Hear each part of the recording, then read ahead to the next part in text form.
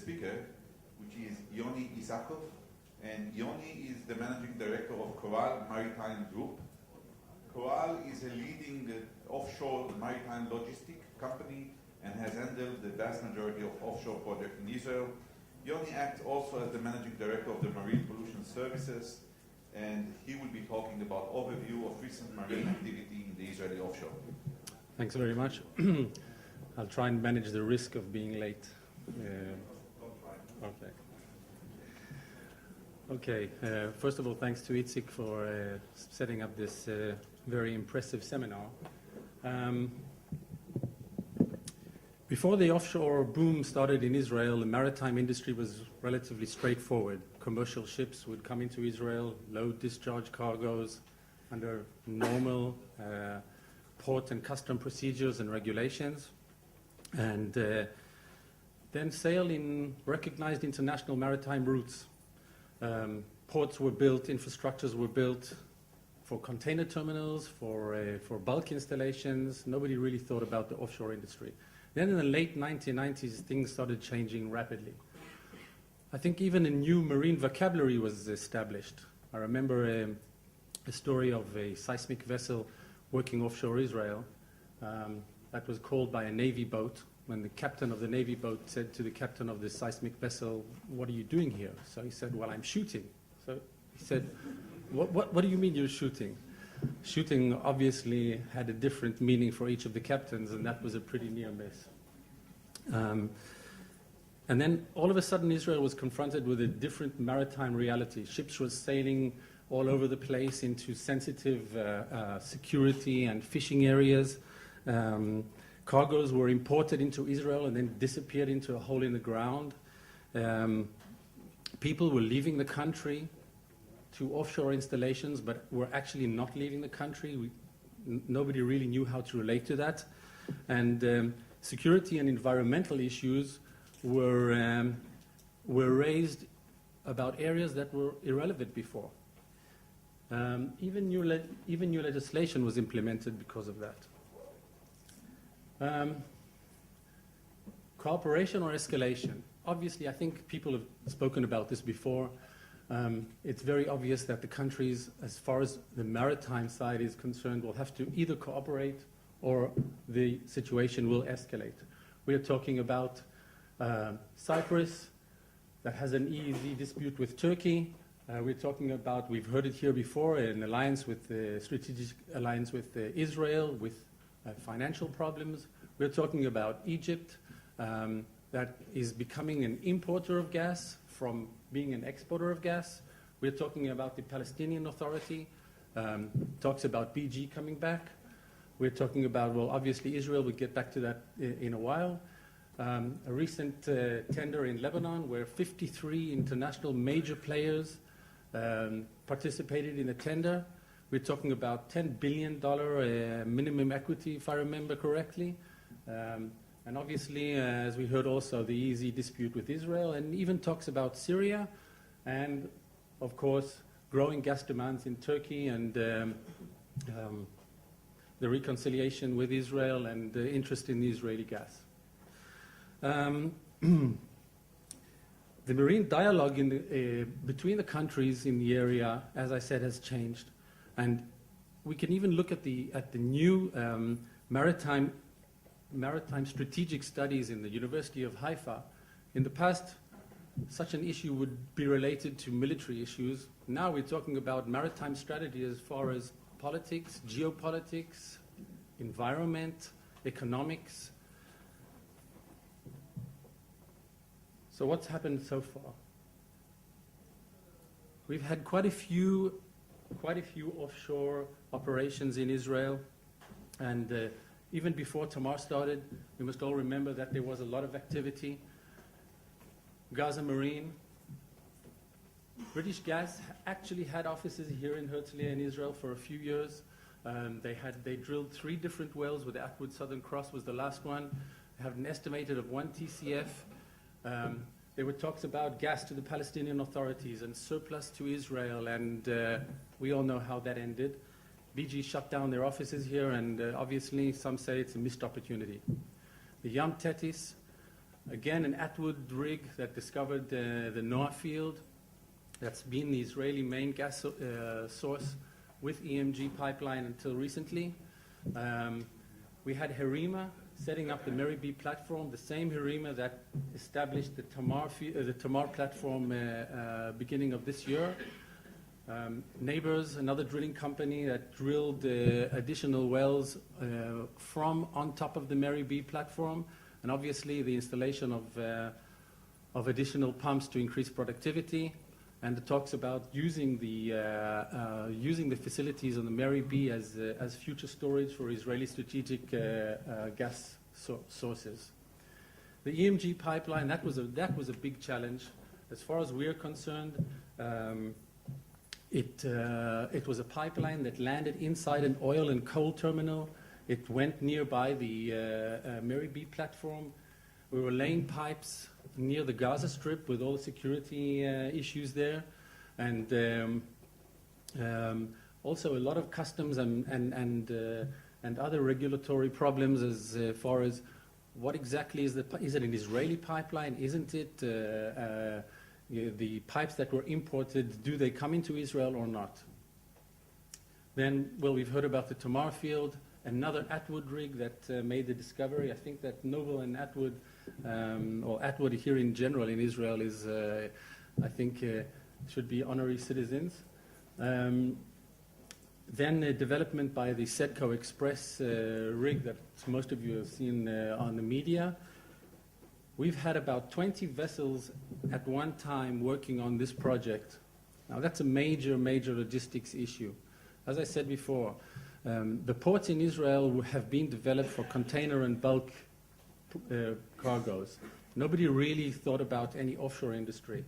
And even today, looking into the future, we see serious problems of infrastructure, of pier space availability, of water depth, of storage areas. And one of the issues that we had here was these major multinational companies working on the Tamar project, like EMAS, who had to use Cyprus at one point because the port of Haifa could not accommodate them. Their vessels were too big, they were too wide, the requirements were not able to be supplied by the port of Haifa. And there was also another major challenge of moving people in and out, to and from the project. We had about 20,000 people moving every year between the rigs, between the installation vessels. Another major challenge for the airport. The airport of Haifa is basically taken over by the oil operators. Then Leviathan, Essakow Express. We had 3 rigs working simultaneously in Israel in 2012. The Essakow Express, the Ensco 5006, and the Noble Home of Farrington. We're looking at the Atwood Advantage, I don't know, the end of this year or beginning of 2014, drilling for oil in Leviathan. And obviously, the export of the gas or oil from Leviathan. We have guys here from SBM who will be talking, I think, tomorrow about the FPSO option as well. And as Sasha said, there must be another landfall in Israel other than Ashdod. The problem is where, and as we saw with the door incident, it's not going to be easy. The ATP Shimshon drill was actually the first time that operators cooperated in Israel.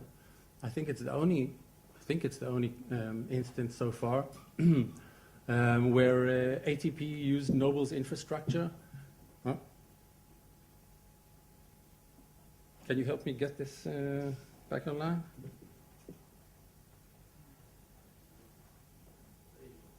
Okay.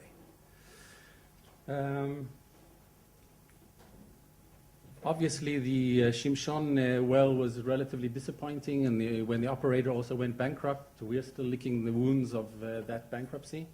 Well, I'm not pushing anything. Okay, I won't use the remote. Sarah, Mira, GGR, and the Ishai AGR projects working out of Haifa. They both work with the Noble Home of Farrington. The interesting thing about this was that they used the same rig, the same port, but they did not share the same infrastructure. And I think as a lesson in the future, or for the future, is that we need more cooperation between the operators. We need, because we have a lack of infrastructure, we'll need much more cooperation on equipment, on personnel, on the shore bases as well. Shemen is an interesting project that's currently being carried out. It's in shallow water. It's inside the territorial waters. They have major environmental and security challenges, and another Atwood rig. Yam Hadera and Gabriela. The reason that I haven't put a picture of a rig here is because there wasn't one, and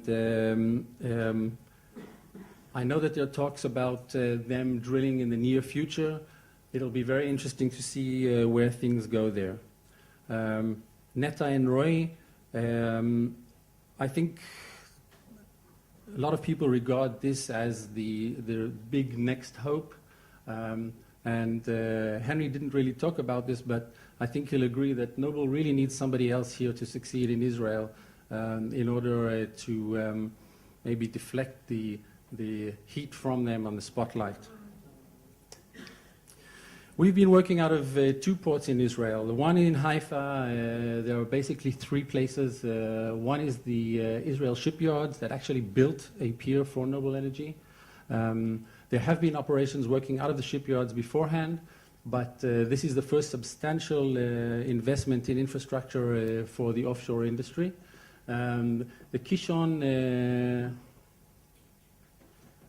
Kishon terminal over here is where Noble and ATP worked out of. There are talks about Noble actually clearing out of the Kishon, and Kishon East, where GGR and AGR worked over here. Actually, this terminal here in Haifa Port is fantastic for offshore projects. It's got nice water depth. It's got fantastic infrastructure. The problem is that the Port of Haifa and the Israeli Ports Company don't really see the offshore projects as a national project, and for that reason, it's extremely difficult working with them. In Ashdod, Noble works out of Pier number 21 and Shemen out of Pier 1. Again in Ashdod, and I guess a lot of you have seen in the media here, the union problems that we're having in Ashdod Port severely affect the operations, even though they more or less tend to leave us alone, but still there's a lot of friction and a lot of problems over there. When I say learning to walk, as far as we're concerned in the marine side of the offshore industry, since the offshore industry started, nobody really knew how to regard the vessels, the people, the regulations. So we've been actually learning to walk as we go along. We've seen changing legislation from the Ministry of Transport.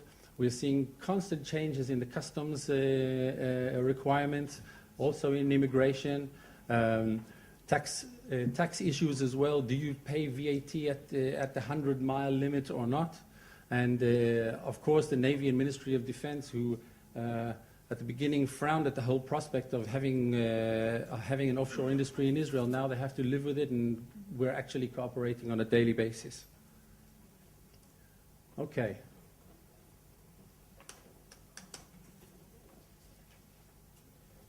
Okay, and to end my talk, basically my top 10 topics for the next few years.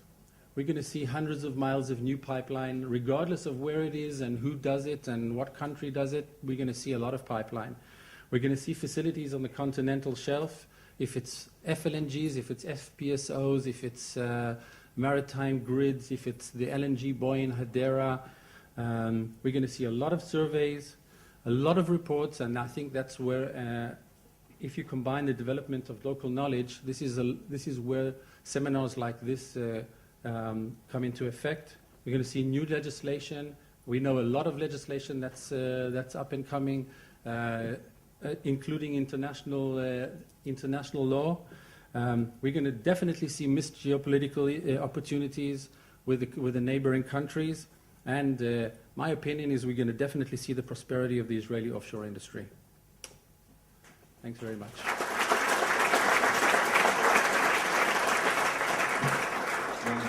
Yoni, if there are questions, you will need to answer them. We have enough time. You scared me because... I scare everyone. And it's instead of talking to the industry and sitting down with the industry before they make the law, I find that sometimes people make quick decisions, pass quick laws, and are not really sure how to implement them. I'll give you an example. Ministry of Transport recently passed a law that that enforced at least 2 Israeli crew members on any offshore vessel working in Israel. Okay, there are 2 problems here. One, there are no Israeli crew members. And the second is that there's no one to train new ones. So how exactly are you supposed to do that and abide by the law? So instead of, like I said, sitting down with the industry and working out a plan of how to do it properly, I think that people are shooting their guns a bit too quickly. Are there any other questions from the audience? If not, Yoni, thank you very much. Thank you.